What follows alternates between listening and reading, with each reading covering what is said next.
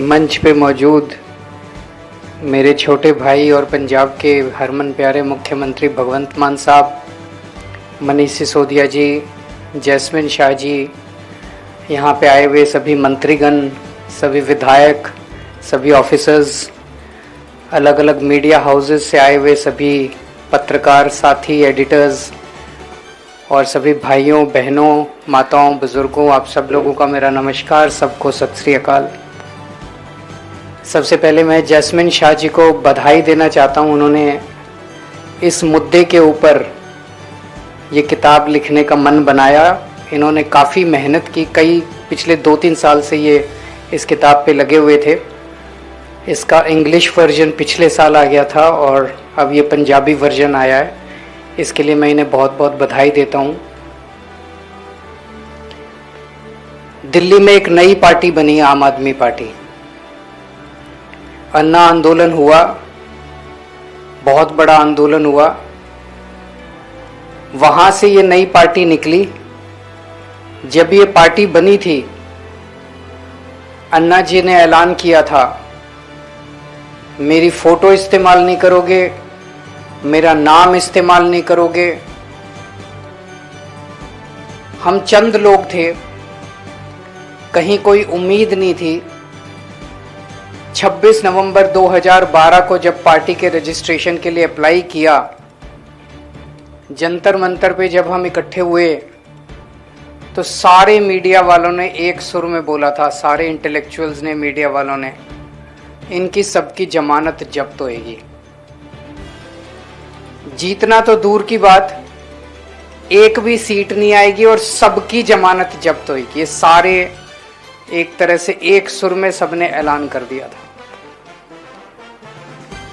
2012 में पार्टी बनी। 2013 के अंत में 8 दिसंबर 2013 को चुनाव के नतीजे आए। एक साल के बाद 28 सीट आई आम आदमी पार्टी की और एक साल बनने के एक साल के अंदर दिल्ली में आम आदमी पार्टी की सरकार बन गई।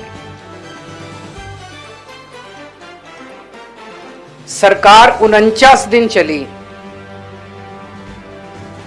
उस 49 दिन की सरकार ने कुछ तो करिश्मा किया, जो भी करिश्मा किया। उसके तुरंत बाद 2014 में प्रधानमंत्री मोदी जी ने पूरे देश के अंदर जो भारी बहुमत अर्जित किया था, एक तरह से आंधी आई हुई थी मोदी जी की उन दिनों में। 2014 में हमने इस्तीफा दिया था, 49 दिन की सरकार के बाद इस्तीफा दिया और 2 महीने के बाद, 3 महीने के बाद मोदी जी की सरकार बनी। पूरे देश में बीजेपी की आंधी थी। नवंबर में हरियाणा के, महाराष्ट्र के जो भी चुनाव हुए, सारे चुनाव मोदी जी जीतते गए।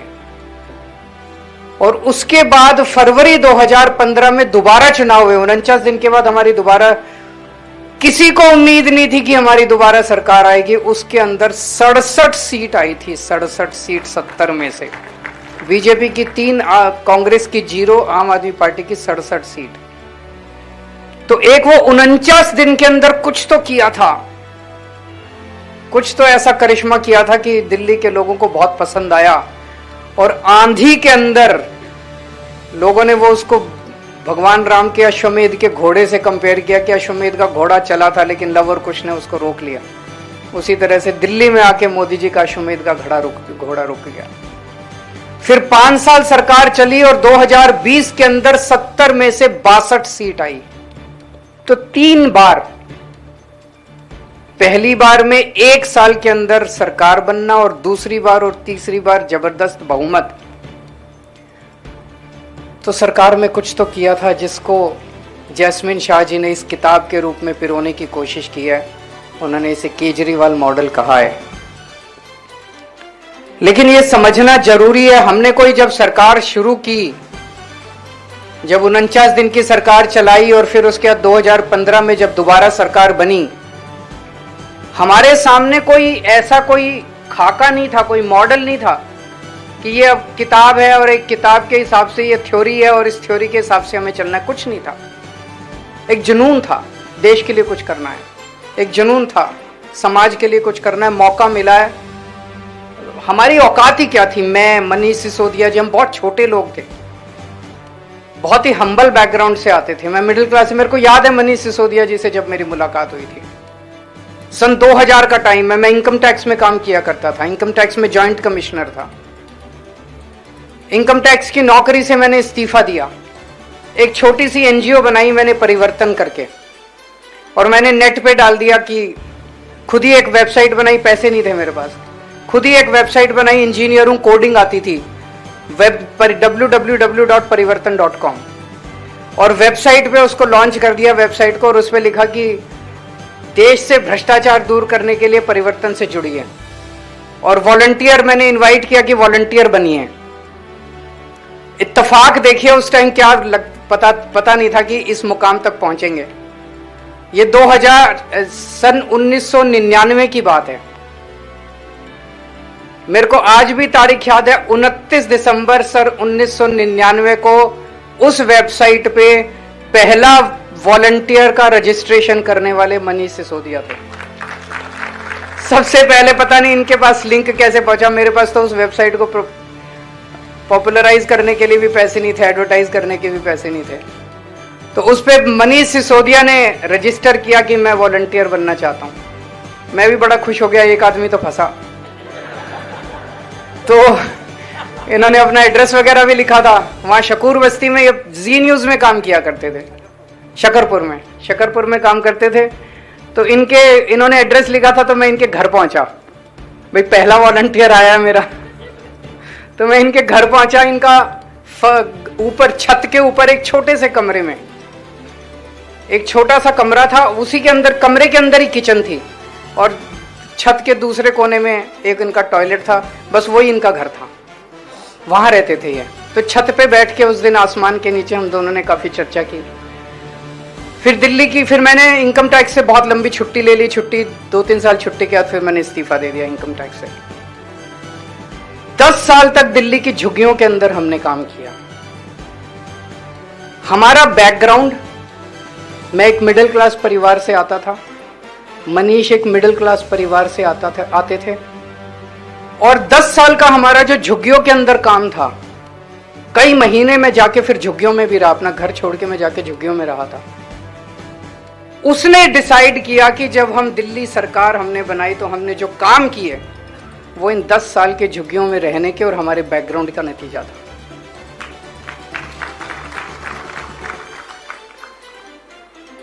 झुग्गियों के अंदर हमने देखा कि किस तरह से सरकारी स्कूल का बुरा हाल है। झुग्गियों के अंदर जितने सरकारी स्कूल थे, बेड़ा गर्क था उनका, कुछ नहीं था स्कूलों में, ना डेस्क थे, ना ब्लैक बोर्ड थे, बच्चे पढ़ते नहीं थे, बाउंड्री वॉल नहीं थी, बच्चे आते थे खेलते रहते थे, टीचर पढ़ाते नहीं थे, बहुत ही बुरा हाल था, कोई भविष्य नहीं था बच्चों का।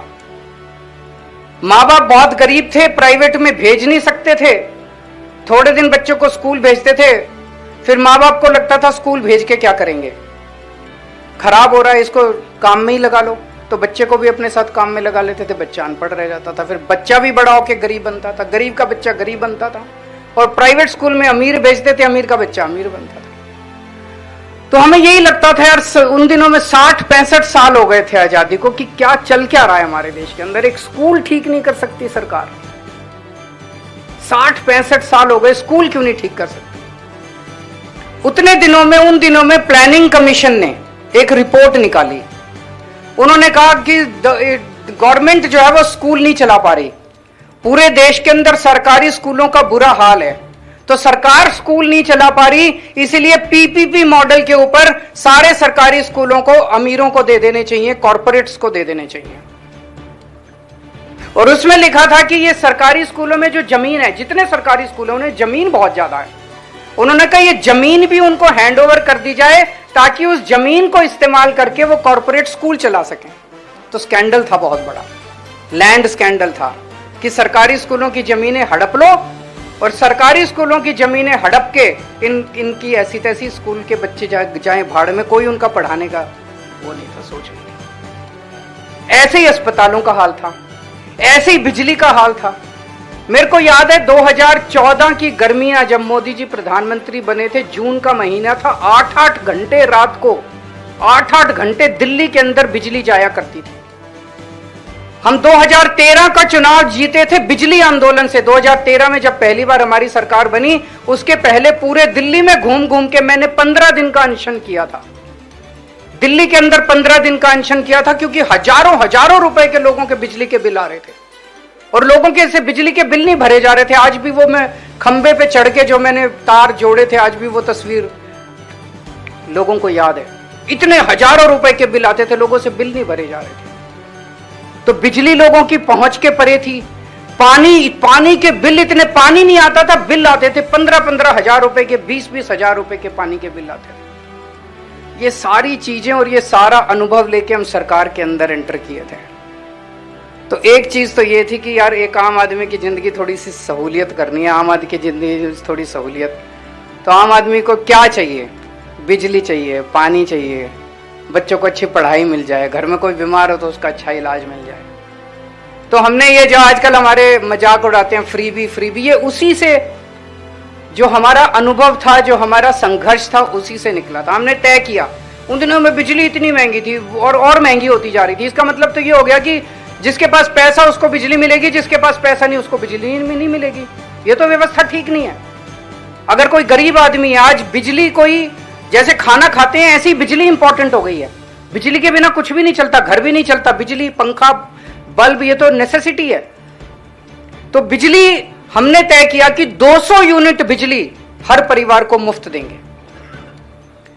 20,000 लीटर पानी हर परिवार को मुफ्त देंगे।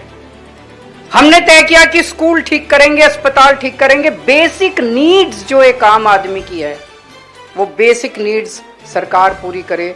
इस फिलॉसफी से हम लोग सरकार के अंदर एंटर किए। तो हमने जितना, हम तो छोटे लोग हैं, आम लोग हैं, जितना लोगों ने मौका दिया उतना हम लोगों ने काम किया। लेकिन एक चीज है, हवा उल्टी कर दी। जो पहले कहा करते थे कि स्कूल प्राइवेटाइज होने चाहिए, आज वो भी स्कूलों की बात करने लग गए हैं। जो पहले कहते थे कि अस्पताल प्राइवेटाइज होने चाहिए, आज वो भी अस्पतालों की इसकी बात करने लग गए हैं, अस्पतालों की। जो बिजली के दाम बढ़ाते थे, आज सारी पार्टियां कहती हैं हमें वोट दो, हम 200 यूनिट बिजली फ्री देंगे। आज सारी पार्टियां कहती हैं हम पानी फ्री देंगे। तो हवा का रुख तो पलटा हम लोगों ने। और जो देश के अंदर राजनीति थी कि सत्ता से पैसा और पैसे से सत्ता, पैसा कमाओ, 5 साल कुछ काम मत करो। सरकार एक ऐसा बड़ा राक्षस बन गई है हमारे देश के अंदर हर जगह।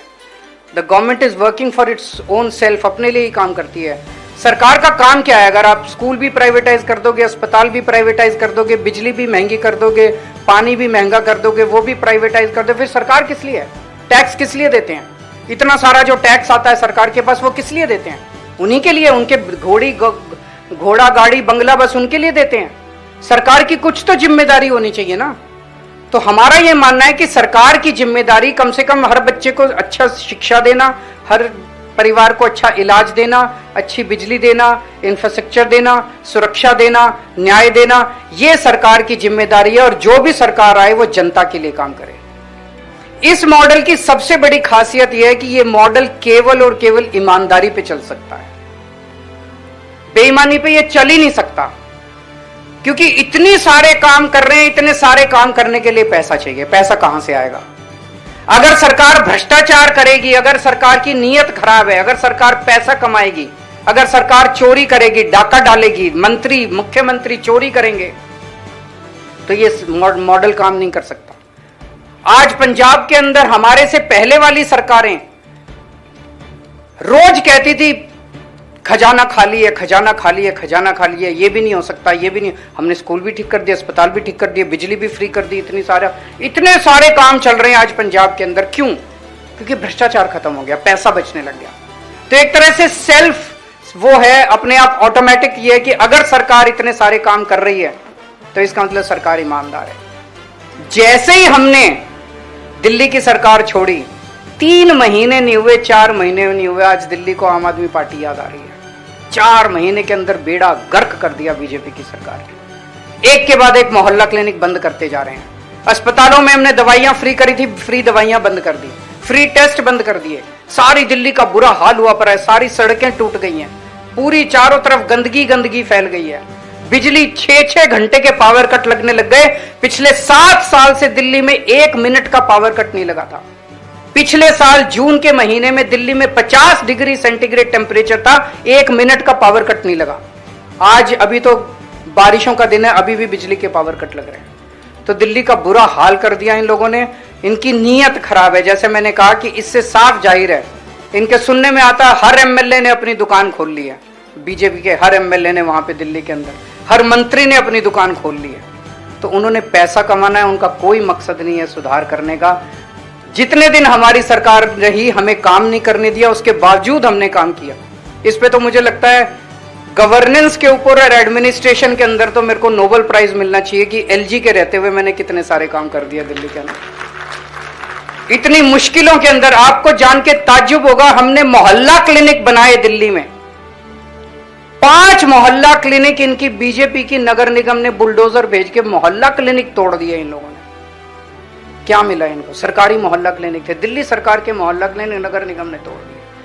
जिस तरह से इन्होंने परेशान किया, ना काम करेंगे और ना काम करने देंगे, ये इनकी फिलॉसफी है। मैं उम्मीद करता था जब हमने दिल्ली में सरकार संभाली थी, मैं जो मान साहब सिकंदर की कहानी सुना रहे थे, मैं कोई सिकंदर नहीं हूं, ना मुझे कोई सारे चुनाव जीतने का शौक है। मेरा तो ये था कि हम एक मॉडल क्रिएट कर दें, एक उम्मीद जो देश के अंदर खत्म हो गई थी कि सरकारी स्कूल ठीक नहीं हो सकते, प्लानिंग कमीशन कहता था इनको कंपनियों को दे दो, सरकारी अस्पताल ठीक नहीं हो सकते, इनको इसको दे दो।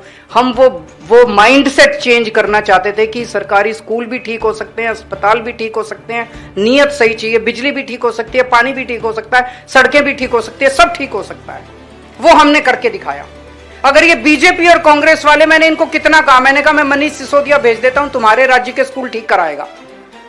मैं बीजेपी को सिखाने को तैयार हूं, कांग्रेस को भी सिखाने को तैयार हूं, हमें नहीं लड़ने चुनाव दूसरे राज्यों में जाके, तुम लड़ लो चुनाव, तुम जीतो, तुम चलाओ सरकार, ठीक काम तो ठीक कर दो। हम तुमको सिखाने के लिए तैयार हैं, लेकिन उनका कोई नियत नहीं है उनके काम करने, उन्होंने केवल पैसा कमाना है। तो मैं बेहद खुश हूं आज ये हो रहा है। और अब पंजाब में जितनी तेजी से आज काम हो रहा है, मैं समझता हूं कि अगले 5 साल के बाद जैस्मिन शाह पंजाब मॉडल के ऊपर भी एक किताब लिखेंगे और इसी हॉल के अंदर हम आके उसका विमोचन करेंगे। आप सब लोग आए, इतना समय निकाला, इसके लिए बहुत बहुत शुक्रिया।